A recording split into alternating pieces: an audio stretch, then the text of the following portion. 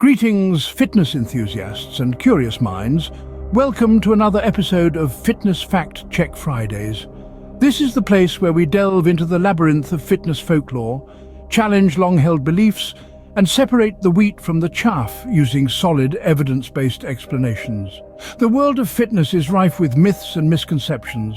Today, we're rolling up our sleeves to tackle three of the most common fitness fallacies. First, we'll examine the oft-repeated phrase, "No pain, no gain," and see if there's any truth to this claim. Next, we'll address the notion of spot reduction of fat. Can you really choose where to lose fat from your body? Lastly, we'll probe into the idea that more sweat equals more fat loss. Is your sweat a reliable indicator of how much fat you're burning? These myths may sound familiar to you, but prepare to have some of your long-held beliefs about fitness challenged. First up, the infamous "no pain, no gain." This prolific phrase has ingrained itself deep within the fitness culture, echoing in gyms and training grounds the world over. It's a common belief that the more you push your body to its limits, the more rewards you'll reap. But is that really the case? Let's break it down. Pain, in the fitness context, is often divided into two categories: good pain and bad pain. Good pain generally refers to the feeling of muscle fatigue after a challenging workout, that burn you feel when you've pushed your muscles just the right amount. It's an indication that you've worked hard and your muscles are responding. On the other hand, bad pain is the kind that signals injury or overexertion. It's when you've pushed your body beyond its limits. Think of it as your body's distress signal, telling you to stop and rest. Now, onto the science part. Research has shown that persistently pushing your body to the point of pain can lead to injuries, both immediate and long-term. A study published in the Journal of Applied Physiology, for instance, found that overexertion can lead to a decrease in muscle function and an increase in muscle damage.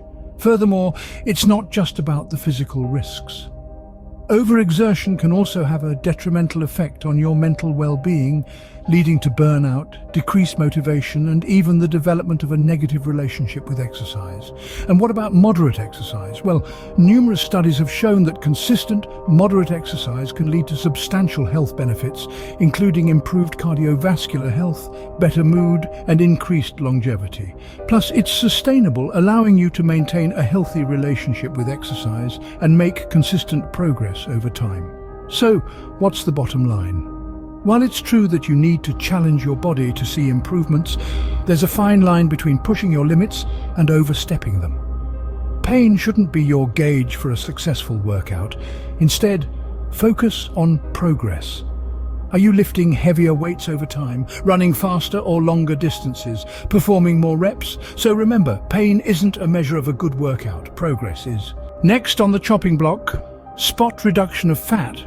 This myth, my friends, has been doing the rounds since the early days of fitness culture. It's the belief that you can focus your workouts on a specific area of the body and magically melt away the fat in that specific region. Want to lose belly fat? Just do 1,000 crunches a day, right? Well, not quite.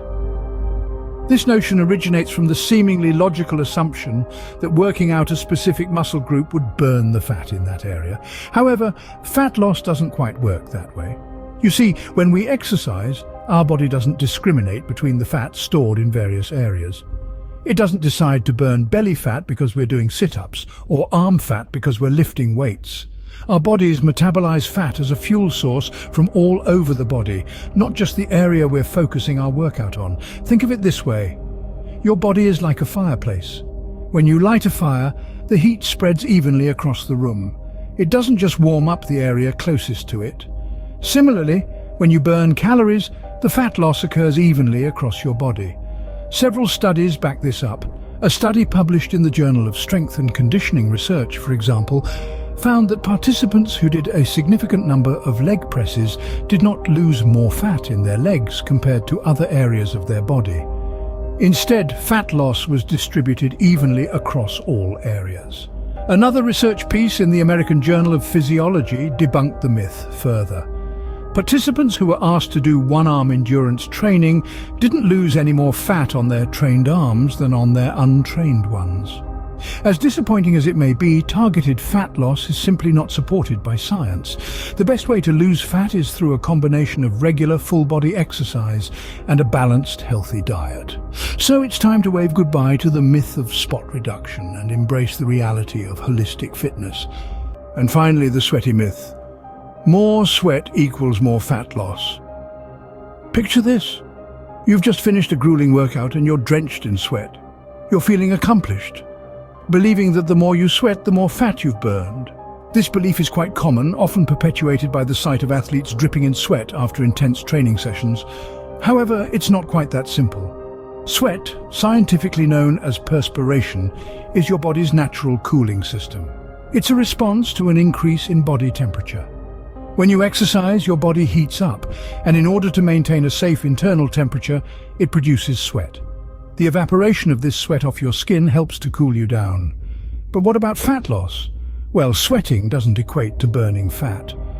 While it's true that any physical activity, which can lead to sweating, does burn calories, there's no direct correlation between the amount of sweat produced and the number of calories or fat burned.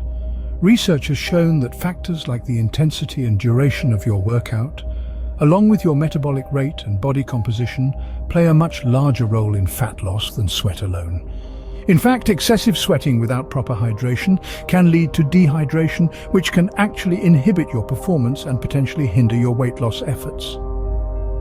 Sweating more doesn't mean you're losing more fat, it simply means your body is working to cool down. So there you have it, 3 fitness myths debunked. We've tackled the misconceptions around no pain, no gain, spot reduction of fat, and more sweat equals more fat loss. Remember, it's crucial to question the information we encounter and to focus on sustainable, healthy practices. Quick fixes might be tempting, but they're rarely effective in the long run. Stay curious, stay informed, and most importantly, stay healthy. Until next time on Fitness Fact Check Fridays.